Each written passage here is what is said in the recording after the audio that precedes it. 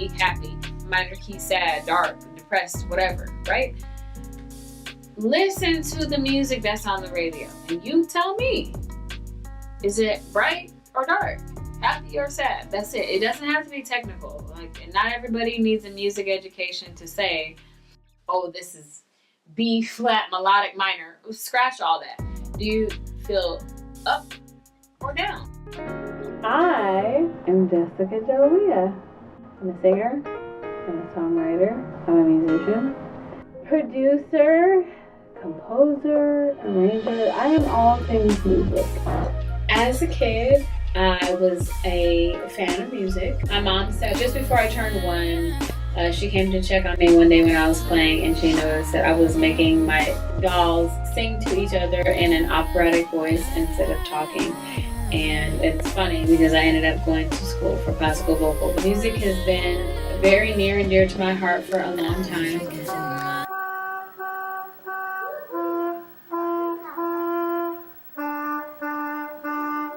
When I was young, about 3rd or 4th grade, I decided to play the saxophone, and I studied instrumental music and played the saxophone throughout high school. I ended up getting a scholarship to college on a classical vocal scholarship because I was singing there as well.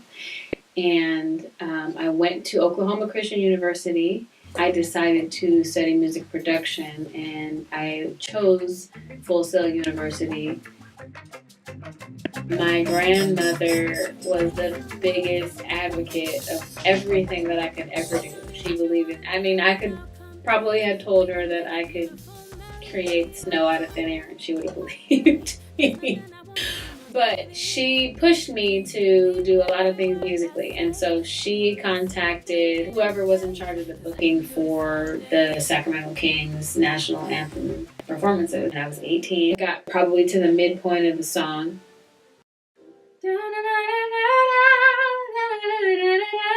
Whatever.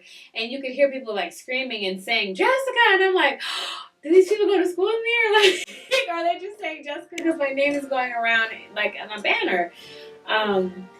But it forced me to like keep going and get past like all the nervousness, and like I wanted to do a good job for my grandma and for my dad and for whoever else was watching the televised performance. And I got through it, and I did a really good job, and I think that was like the first time that it really registered to me like you have something that you need to continue to use. You know, you need to sing and use your voice and your gift because people are affected and in a positive way. It was a scary thing because it was my first time, but it was really cool to see my name in lights and really cool to know that so many people appreciated the performance of this young kid who didn't know what she was doing, but finished strong. I remember that very well. I love the studio because you have the space to create and recreate so many times. But at the same time, when you are creating, sometimes, you know, it's a very vulnerable space. And it's nice to not, you know, be overly concerned with what do people think about what I'm talking about, how I'm singing it, you know, and all the other nuances that come with creating. But I will say at the same time, you know, the stage is a beautiful space too. You know, when you're performing on stage, you have the ability to see who is connecting with what it is that you're singing about. You know, whether it's the way you're singing, the story that you're telling, or both, you have the opportunity to really connect.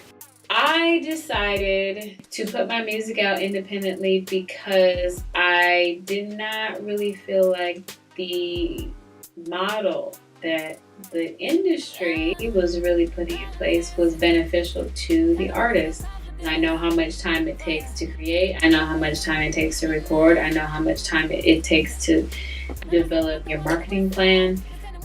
And I just really felt that, the model of the industry really did not value creativity musically in the way that it should and the way that it could. Whether you're signed to a label, big or small, or you're indie and you're pushing your own stuff, like the powers that be, they push their agenda. And if their agenda is to keep you down, keep you addicted to one substance or another, that's what they're gonna push, you know? And then every now and again, there's a story. Breaking news, so-and-so killed himself. Wow, I wonder why. You know, like, there's nothing up there to be like, listen, like, everybody's life is hard, you know, one way or another. And everybody's challenges are different. You know, it's not always relationships. It's not always substance abuse. It's not always finances. It's not always family. It's like everything is different, you know, but everybody has the highs and the lows, and everybody could use some uplifting. But instead of pushing, like, you know, the positive stuff that would promote the happy, positive agenda, is the opposite. No, stay down. Take the Percocet.